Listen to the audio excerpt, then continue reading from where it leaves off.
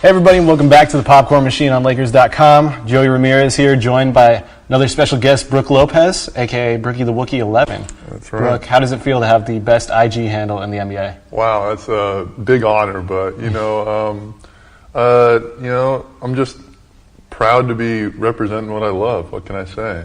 So obviously you love Star Wars, you love Disney, you love pretty much everything in that little realm. Yeah. Star Wars, when it comes time for December, are you going to be watching every trailer leading up to it? How do you approach it? You know what, actually, I don't watch the trailers. No, you going blind? Yeah, I prefer to go in blind, keep everything fresh, because I feel like trailers nowadays, just not even just Star Wars, but everything in general, they show so much, and they're always showing more and more clips on your Twitters and Instagrams and everything. Like, any way they can get content out, obviously, obviously they're trying to advertise, but they're just putting so much of the movie out now. I just got to a point where I was like, all right, I can't watch any of this stuff anymore. I just want to go in and formulate my own opinion myself and keep it spoiler free. Yeah, see, I tried to do that for Spider-Man, but then if you go to a movie and you want to get a good seat, you have to get there early, and they're going to show you trailers. And like you're saying, they show like so many scenes now. You can put together the movies now without even watching them. It's like bizarre. I mean, obviously they want to like get the one up and leg up on the competition, but it's just so much. I feel like it's so overdone now. Yeah. How are we feeling about Last Jedi? Do you think who do you think Rey's parents are? I'm going into it. I'm a little. I'll be cautiously optimistic at this point. Yeah. I like Rian Johnson's work, so I think he'll be. He'll do a good job with that. Speaking of Star Wars, Disney, all of that, I got to ask you, as a kid who grew up probably 15 minutes from Disneyland, is Disneyland better than Disney World, or is one of the foreign parks better? I'd go with Disneyland every time. Okay, it's the best. Obviously, it's the original.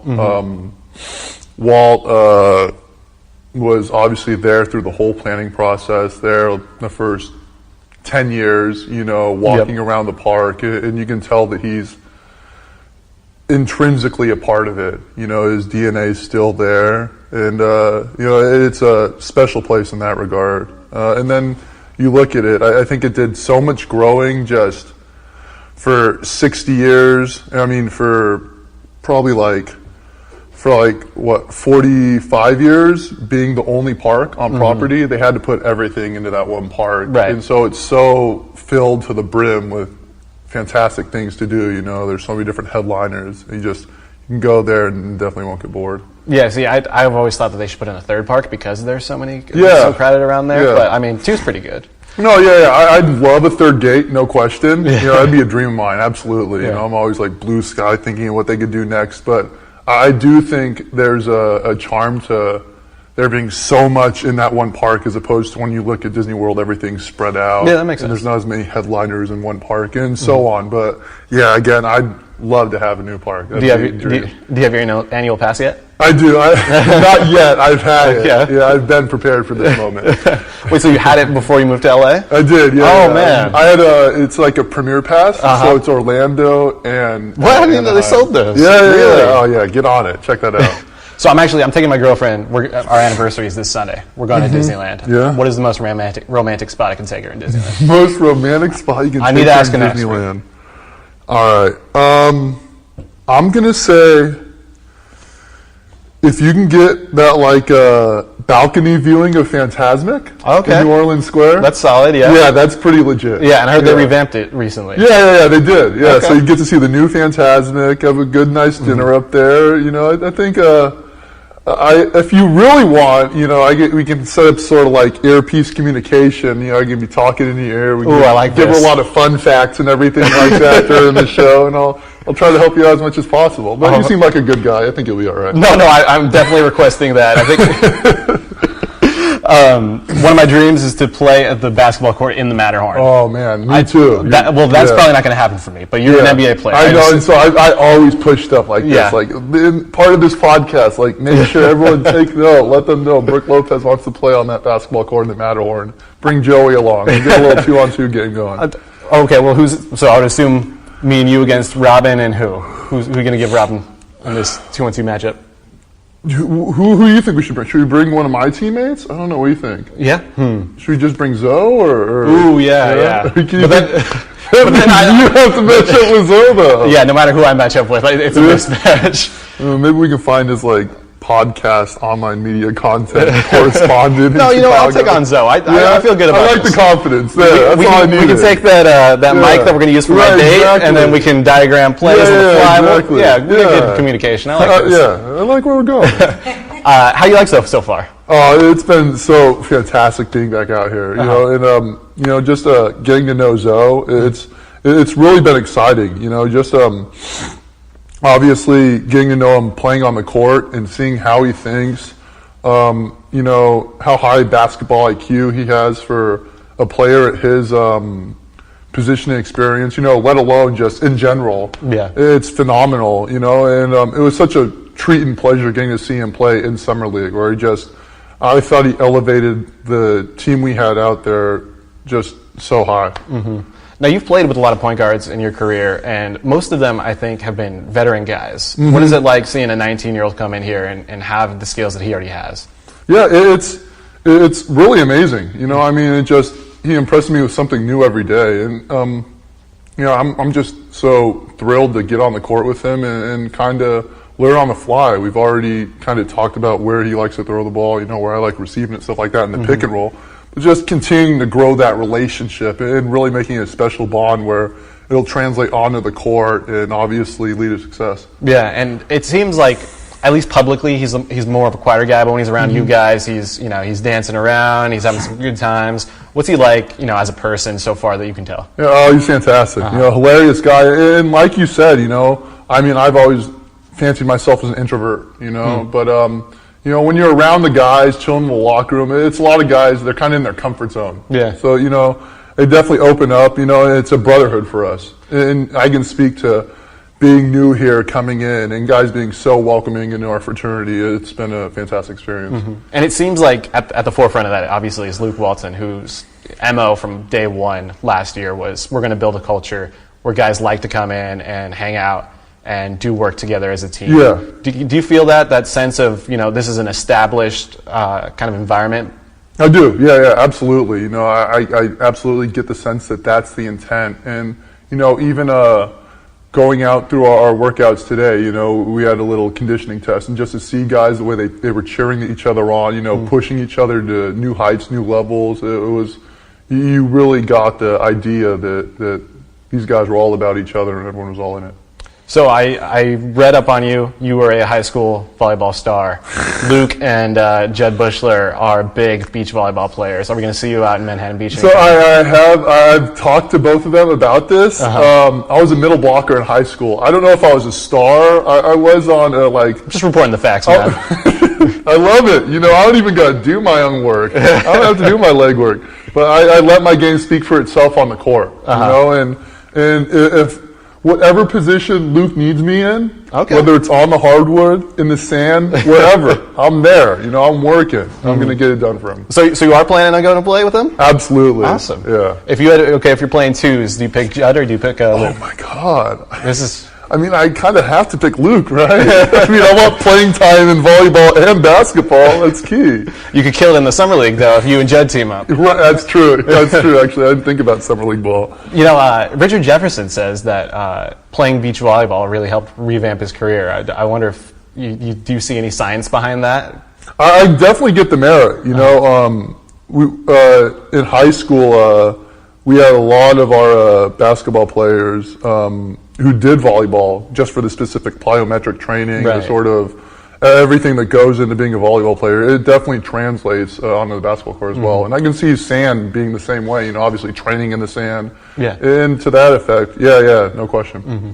So I also saw that your mom was an accomplished swimmer, tried out for the Olympic team back in her day, went to Stanford. Yeah. You guys never thought about being swimmers? You guys are pretty tall, but... So, I played water polo in middle school because all my friends played water polo and they were swimmers. So I was a hole man. I think they call it 2-meter man now, but back in my day, I was a hole man. We even had a little alley-oop kind of play, but for water polo. Oh, okay. But my oldest brother did swimming, and he tried swimming once. He was great, so good at it. But he did one official event, and I think he was doing the fly. It was like maybe 100 or 200 fly or something like that. And he was winning the race, crushing the other guys, but he got disqualified because he didn't touch with 2 hands at the end. Oh, really? I didn't know. So he was like, forget this, I'm not doing this. That was it? Yeah. He was crushing the other guys and he quit because of the 2-hand rule. Yeah, he was like, forget that. That seems odd. You wouldn't quit after every foul that you've committed? No, but I guess that just, I mean, he was younger. He wasn't like, it's not like he was like Olympic level. It was like, this is it. But no, he was younger, and so, I mean, it worked for me. I mean, I grew up idolizing him, and I've been a gym rat all my life because I've been going to his basketball games and practices and stuff, so I think of that, he chose the right sport. So is he the one, the reason why you wear number 11? No, actually, my brother always wore 42 because he wore 42, and I wore 11 because the point guard he played with in high school on his traveling team, Art Lee, he went to Stanford as well, and he was a huge role model of mine. He wore 11. Oh, man, okay. Yeah. My research was off. I thought that was your brother. Yeah, no, Robin wears Alex's number. Oh, okay, that makes sense. Yeah.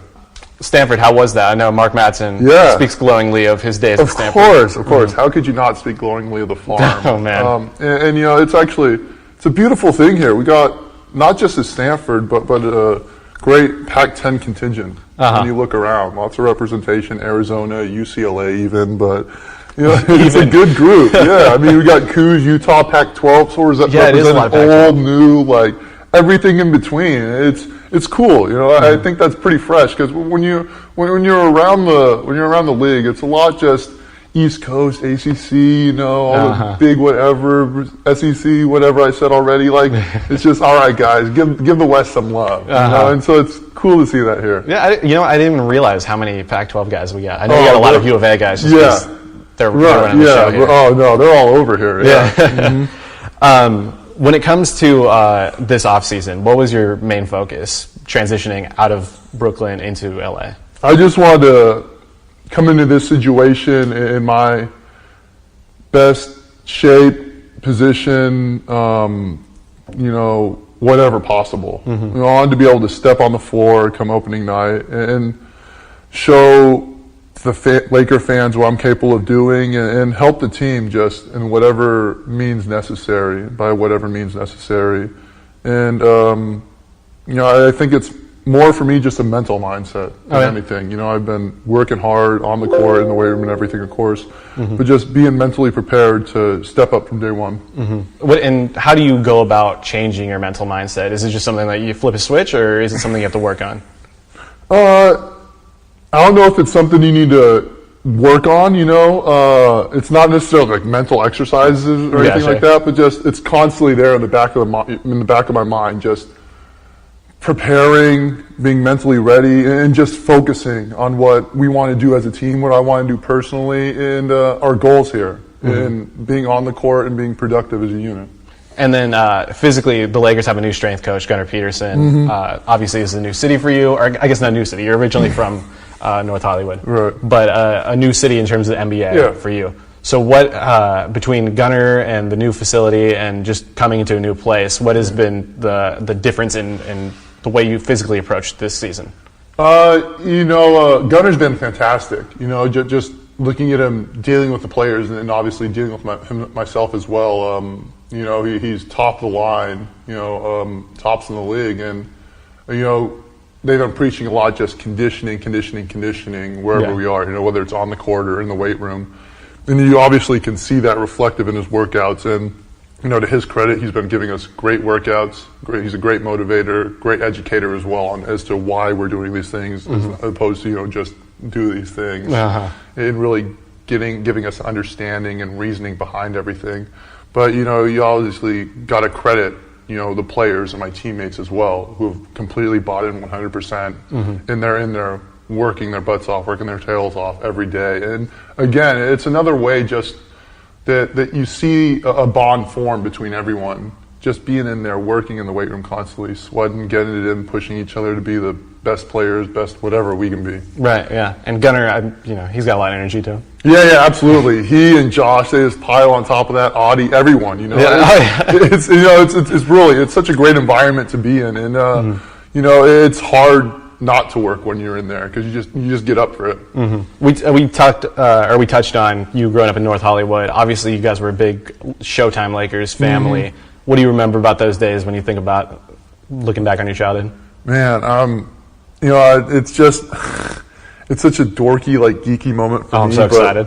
Yeah, but just like, I don't think I'd ever actually met Magic before. He's one of the players I never met before, but that's like my top favorite player all time, and just meeting him for the first time, that was like a true geek moment for me. Yeah. Like Little Brooke, like meeting Magic Johnson, like that's insane. But, to And you met him at the Forum, or? No. I mean, here, yeah. Wow. So you didn't meet him until you? That's what I'm saying. Yeah, it's like, so that's like, again, Little Brooke, losing it on the inside, but trying to be cool, which isn't very cool. My cool is not very cool. Was there ever a Little Brooke, or was he always just Big Brooke? Well, I mean, he was always Big Brooke, but for the sake of our story, we're talking about inner Little Brooke. Got you. But just to be a part of that Laker tradition, it's really a dream come true. Mm-hmm. And when I look around, even looking at this little media background and seeing the Laker logo in purple and gold, it's still a trip for me. Mm-hmm. What was your first impressions of Magic? Obviously, it's a guy you know your entire life, and he does have he's Magic Johnson. Yeah, no. So I was clearly tripping mentally, but. It was cool. A few days later, I got to sit with him and kind of watch the guys going through some 3-on-3, 5-on-5, and some personal workouts, and just to see the way he thinks the game and kind of views every possession, like where this guy needs to be, what this guy's doing right. It was so cool to see how he actually sees and visualizes the game and hear him say, explain these things firsthand to me. Yeah. So I know Robin's middle name is Byron after Byron Scott. How come your middle name isn't Irvin? I have to ask my mom about that, honestly. But my middle name, I'll give it to her. It's Robert, after my grandfather. Okay, that's solid. Yeah, exactly. And my grandfather, obviously a huge influence in my life growing up. But yeah, Grandpa Bob, he was offered to play in the NBA. He got an invitation to play in the NBA when it first formed, joined up, and he respectfully declined it because they didn't pay enough at the time. The NBA didn't play enough at the time. Yeah, and so he kept his real job, to support his family. What was his real job? Do you know? He actually worked for a little bit. What is it? Not Alan Bradley. That's Tron. Bradley. BMO Harris Bradley, but Bradley Center in Milwaukee. Oh yeah, okay. Yeah. Like that Bradley company is where he worked. I think it was Steel, maybe. Yeah, that makes sense. Yeah, Milwaukee Steel. That sounds about right. Yeah. Mm-hmm. So that's where he was. I like that your brain went right to Tron though. Yeah, I know immediately. Alan Bradley. Do you prefer the original or the second one? I'm a huge original Tron guy. My Facebook text tones, the end of line. That's awesome. Wow, okay. Yeah, but actually I didn't mind the new Tron at the time. I really liked it visually. Yeah. And the Daft Punk really killed it with the music. And so I was waiting for I'm waiting for the third one. They announced it, of course, after. But what? Finally at the end, Rinsler, you see him fall in the sea of simulation, and his lights go from orange to white. You're like, okay, he's finally gonna be. Spoiler alert, he's finally gonna be Tron again. And then okay, so the third movie, Tron's gonna be back, and then it's just kind of been sitting there. But I'm still waiting. I'm waiting. Hopefully, the Tron coaster in Shanghai, and when they move it to Orlando, hopefully that generates more interest and they get more backing. They finally get that. It's such a great idea, the Tron coaster. Oh, it's awesome. It's so cool. I know World of Color, they once did a Tron thing that went around the. That was cool. That was cool too. Yeah. Got some quick hits for you, Brooke. Best Disney animated movie. Oh, my go-to's always been Hunger and Dalmatians. That's my favorite. Really interesting. Why that? I just liked it growing up. I don't know. It was my thing. It was re-released when I was little, and it must have been literally when I was 2 or something like that, 1990. But it was re-released in theaters, and I remember going, and I loved it. And I've always wanted a Dalmatian, but I've never had a dog. I mean, you could get one. I could, but my mom's always like, Brooke, you're always on the road all the time. No one can take care of it. And so I have my cat. And it's been like that my whole life. We've always been on the road for basketball or whatever. Because we have 4 brothers, so we've always been a cat family. Just because that. How about live action Disney? Live action? That's hard. That's really hard. There's so many good ones to choose. It's hard not to go with 20,000 Leagues Under the Sea or something like that. Yeah, that's a deep cut. Wow. Yeah, classic. It's a deep cut nowadays. It shouldn't be a deep cut. Fantastic movie. Fantastic movie. I'll try to stick away from like super deep cuts. Okay. I mean, you can give me whatever you want. 20,000 Leagues Under the Sea. I'll take it. No. I love 20,000 Leagues Under the Sea, but I'll say, and this is a definitely more popular pick, but I'd go Mary Poppins. Okay. Yeah. It's kind of what I was expecting. Yeah, absolute classic, absolute classic. And I'm very nervous about this new Mary Poppins. Yeah, it's interesting that they're. Yeah. But I like Lin-Manuel Miranda. So I know, I do too. I kind of want them to just let Mary Poppins be its own thing. I mean, that's just the movies these days. They're just bringing back old properties. Yeah, I know. I'd love for Mary Poppins just to stay existing on its own thing, because it's literally practically perfect in every way, like they say in the movie. Yeah. And it's such a special movie. I don't know, when you really get deeper into it and everything, there's so many like cool things you normally wouldn't think about. But So Mary Poppins is definitely a good choice. Okay. How about Star Wars? Star Wars, Return of the Jedi has always been my personal really favorite. not Empire. Okay. Well, that's the thing. Like I could go back and forth on between Empire and Return of the Jedi all day, and obviously the original Star Wars too. But yeah, you can't go wrong with that initial trilogy. And then, are you a Marvel guy too, or? I'm a DC guy myself, but I know the Marvel stuff. Like I'm a comic book guy, so I know like Marvel as well. All right, well then I'll open up to Marvel or DC. Which I guess comic book movie. I'd say movieverse. I'd absolutely say Marvel. Okay. DC's obviously struggled with it. I loved Wonder Woman. I thought Wonder Woman was fantastic. Yeah, but I'd definitely go Marvel movie wise. And you got a top one out of the cinematic universe? Oh, the Marvel cinematic universe.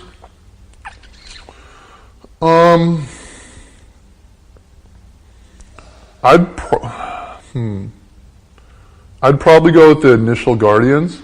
Really? Okay. Yeah. That was a solid one. I really liked the initial Guardians. Didn't like the second Guardians. No? But I really liked the initial Guardians. Loved the first Iron Man. Captain America, first Captain America, pretty good. Avengers? I feel like Thor movies are underrated. Really? Yeah. I consider them overrated. Yeah? I like the first Thor, and then I'm excited for the new one. The new one looks good. Yeah. Okay. And then Avenger movies, first one's pretty good, second one.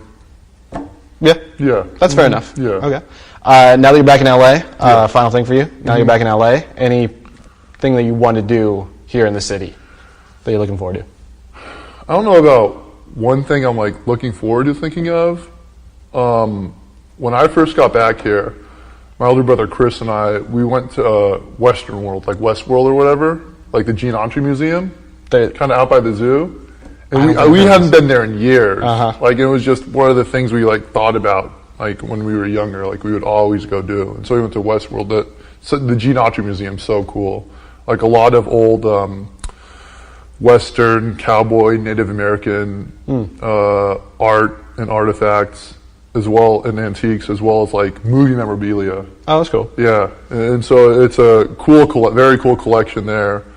You said Westworld, and I thought like HBO. Right, the show. No, like it was Western World or whatever it used to be called. But yeah, the Gene Autry Museum. Yeah, and then I've been meaning to get back to the Getty Museum as well. Oh, that place I is love so the cool. Getty, and I just love the tram up there. Yeah, right. Like, even that. Yeah, like I grew up going to like the old Getty Villa, and then like obviously the new. Well, it's not the new Getty, but the new Getty too, and everything. And so I need to get back there. I've been since I got back. I mean, all these public places. I'm sure you get a lot of Laker fans coming up to you. Yeah, and it's so cool. Like it shouldn't have caught me off guard at first, because again, I'm from California, but just coming back, like the support's been nothing short of phenomenal, and to see how much your average Laker fan knows and how many of them there are, it's just awesome. It's so cool. Well, when you go to Disneyland, you're going to get swarmed. So I've realized that. I've been back there. You can't really hide. Yeah. But yeah, I'll own up to it. I'm hanging out in Disney. I got Laker fans supporting me. It's pretty freaking cool.